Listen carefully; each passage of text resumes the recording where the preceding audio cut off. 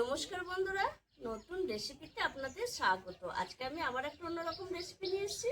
আজকে আমি করে দেখাবো সোয়াবিন দিয়ে পটলের দম। সোয়াবিন দিয়ে পটলের দমের জন্য এখানে নিয়ে নিয়েছি আমি 8 বাটি সোয়াবিন, আর বড় বড় 5টা পটল নিয়েছি, ধনেপাতা নিয়েছি, আলুটা কেটে নিয়েছি। এখানে পেঁয়াজ, আদা, রসুন, টমেটো সব একসঙ্গে মিক্সিতে দেবো।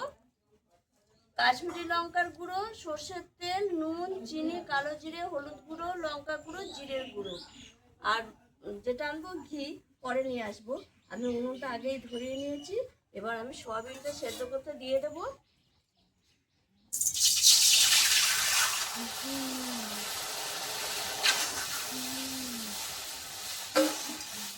এদিকে সোয়াবিনটা সেদ্ধ হতে হতে আমি এই পটলগুলো কেটে নেবো। আর পটলগুলো দেখুন বন্ধুরা, কত বড় বড় এই সাইজের পটল আছে।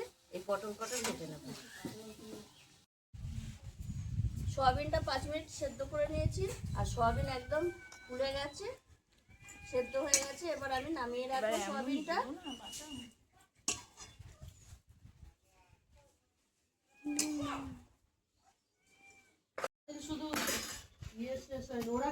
এবার আমি কড়াইয়ে দিয়ে দেবো সর্ষের তেল।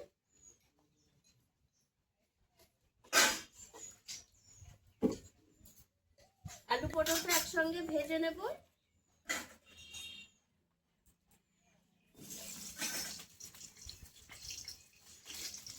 এদিকে আলু পটল ভাজতে ভাজতে আমি এই মিক্সিতে মশলাটা একটু মিক্সি করে নিয়ে আসবো।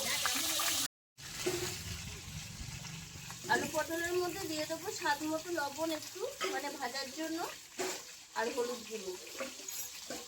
হলুদ দিয়ে আলু পটলটা এদিকে ভাজতে থাকবো।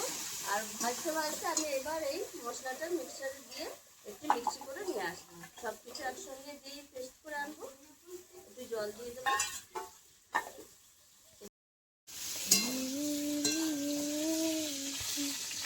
আলু পটল প্রায় ভাজা হয়ে এসছে। এবার আমি এই যে সয়াবিনটা এর সঙ্গে একসঙ্গে দিয়ে ভেজে নেবো। সয়াবিনটা দিয়ে আলু পটলের সঙ্গে আমি 5 মিনিট ভেজে নেবো, দিয়ে একসঙ্গে সব কিছু ভেজে নামিয়ে দেবো।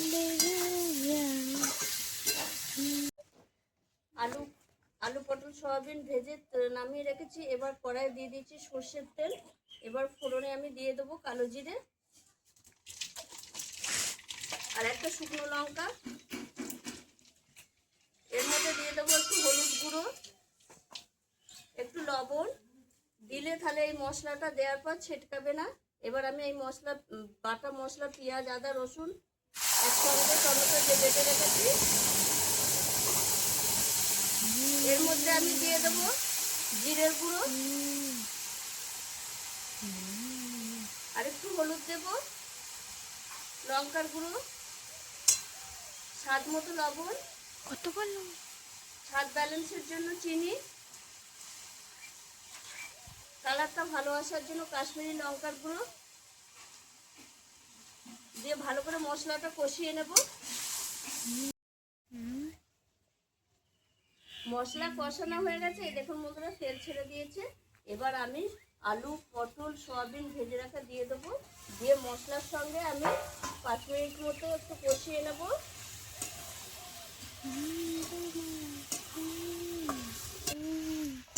সব কিছুর সঙ্গে মশলার সঙ্গে 5 মিনিট এরকম কষিয়ে নিয়েছি। এবার আমি এই মশলা ধোয়া জলটা দিয়ে দেবো। বেশি জল দেবো না, কষাতে কষাতেই সেদ্ধ হয়ে গেছে। অল্প করে জল দেবো।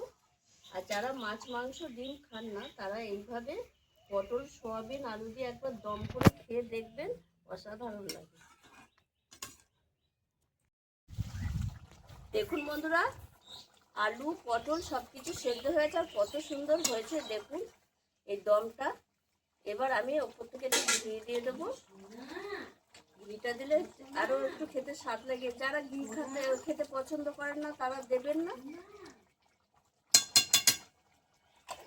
আর এই রান্নাটা যারা মাছ, মাংস, ডিম খান না, তারা এই রান্নাটা করে খাবেন। তার মানে এটা নয় যে যারা নিরামিষ খান তাদের আমি বলিনি।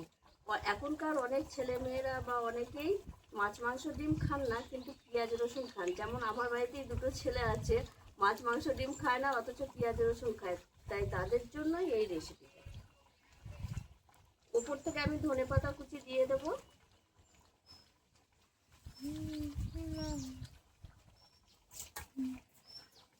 দিয়ে নামিয়ে দেবো। আর দেখুন বন্ধুরা কত সুন্দর হয়েছে এই সোয়াবিন পটল আলুর দম, অসাধারণ।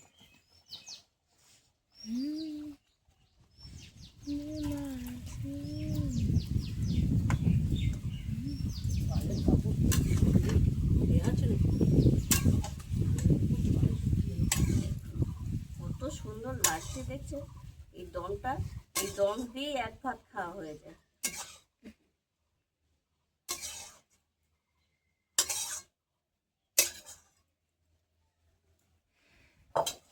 আপনারাও একবার এইভাবে এই সয়াবিন পটল আলুর দম করে খাবেন, খুব ভালো লাগবে। আর আমার এই রেসিপিটি যদি আপনাদের ভালো লেগে থাকে তাহলে লাইক করবেন, শেয়ার করবেন, সাবস্ক্রাইব করবেন।